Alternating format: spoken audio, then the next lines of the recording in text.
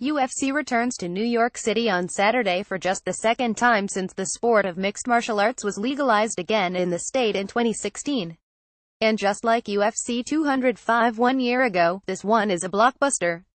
With a trio of title fights atop the marquee, UFC 217 might just be the promotion's best offering on paper this calendar year, with no shortage of storylines set to culminate inside Madison Square Garden. Let's take a closer look at what's at stake. Point 1. GSP attempts further leap up the all-time rankings when UFC welterweight king Georges St-Pierre walked away following a disputed split decision victory in which he was concussed over future champion Johnny Hendricks in November 2013. The greatest 170-pound fighter in history was already in good company. Most fans and journalists considered the short list of those eligible to be called the greatest fighter in MMA history to be comprised of Anderson Silva, Jon Jones and GSP outside of the remaining ardent Fedor Emelianenko supporters. Since then, the only thing that has changed the discussion of GOAT has been the addition of flyweight champion Demetrius Johnson, along with the growing suspicions centered around Jones' back-to-back failed drug tests. But by returning Saturday following a 4-year break and moving up in weight to challenge middleweight champion Michael Bisping, St-Pierre has a chance to add a particularly shiny nugget to his resume. Two-division champion, St-Pierre, 36, returns riding a 12-fight win streak dating back to his 2007 upset loss to Matt Serra and original retired following 9 title defenses, which leaves him behind only Johnson and Silva in UFC history. GSP also holds UFC records for most title victories 12, most wins by a welterweight 19, and can tie Bisping with most UFC victories overall with 20. By adding a second UFC title, St-Pierre would join an exclusive club featuring Randy Couture, BJ Penn and Conor McGregor. And by doing so after such a long break would only bolster GSP's standing among the greats while simultaneously offsetting the fact that Bisping, 38, is considered a weak champion who has been protected since his title upset of Luke Rockhold. 2. Dillashaw seeks long-awaited redemption. The focus entering Saturday's bantamweight title bout has equally surrounded the rivalry between bitter ex-teammates and Cody Garbrandt's potential as the UFC's next crossover star. But bubbling somewhere underneath is former champion TJ Dillashaw's redemption song, which has been nearly 2 years in the making. Dillashaw, who upset pound-for-pound elite Renan Barão to win the title in 2014, took part in one of 2016's best fights less than 2 years later when he dropped a split decision against Dominick Cruz. The storyline then was focused on Cruz's own comeback victory in a return from a pair of devastating injuries that robbed him 5 years of his prime.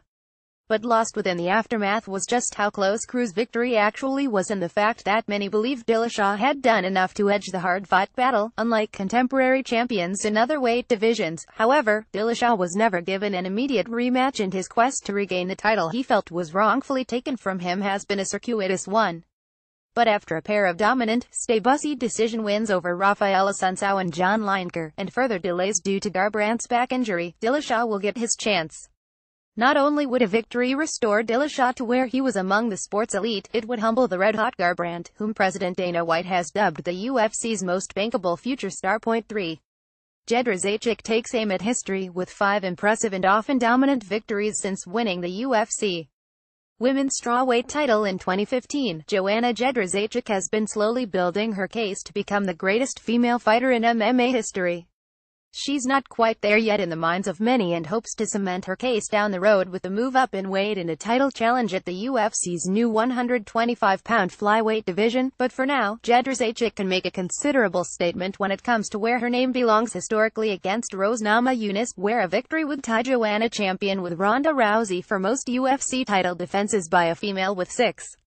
The challenge from Namajunas expects to be a tough one and possibly the last remaining big name at strawweight. The champion has yet to defeat amid her cleaning out of the division. 4.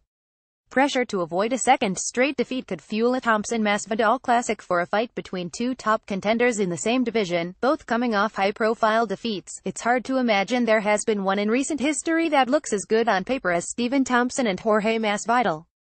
And the importance of avoiding a second straight defeat in a suddenly crowded division could be the perfect formula for fireworks between exciting fighters. The karate expert Thompson is fresh off a drawn majority decision loss in title fights against Tyron Woodley. Masvidal, meanwhile, missed out on his own shot at Woodley in May when he dropped a split decision to Damian Maia.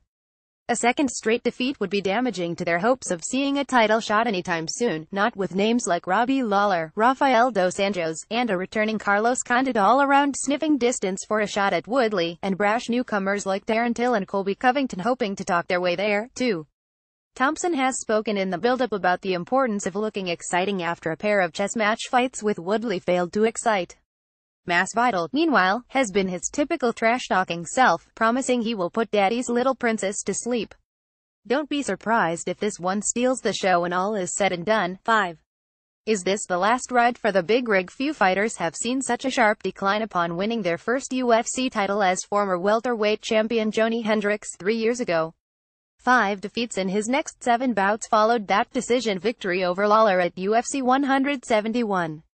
So did constant issues with making weight, which first sent Hendricks north to middleweight earlier this year, and last time out, before a TKO loss to Tim Boetsch, saw him come in over the 185-pound limit. Hendricks, 34, enters Saturday's return as the betting underdog against newcomer Paulo Borrachina 120 in UFC in the first bout on the PPV main card. He'll likely need a victory at this point in order to keep his job.